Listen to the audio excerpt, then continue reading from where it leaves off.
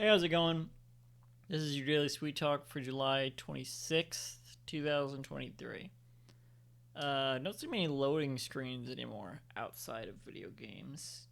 Of course, there are still loading screens, I guess, that are like, they got the tips and stuff on them. Um, Although, I mean, I can't think of the last time I've seen like a loading screen. I I guess there's a loading screen in Stardew Valley when you boot it up.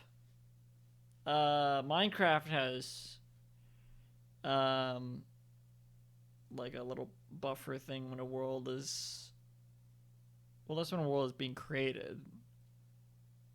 That's not. I guess that's a loading screen. Well, anyway, games have loading screens, obviously, but and you could talk about that. You could talk about the different types of loading screens.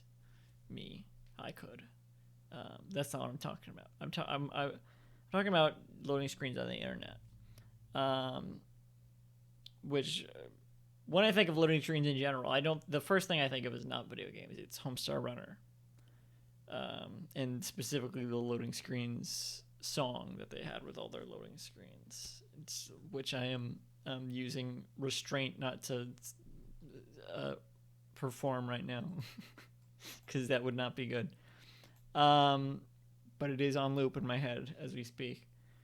Um, Ironically, that's how loading screens work. What got me thinking about this, and this is whatever. Uh, you don't see them on like websites and stuff anymore. It's just in video games. Now you could say that's because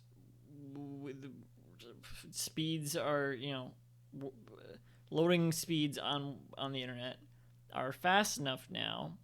Loading screens aren't really necessary, which is somewhat true, but not entirely. And well, there's also the fact when you're watching like a YouTube video, there wouldn't be a loading screen. It would buffer, but it's not like there's no place for like a loading screen. Where there is a place for a loading screen is on streaming services, which refuse to use them, because they want to keep the illusion of their whatever shows they have on their streaming service like loading instantly.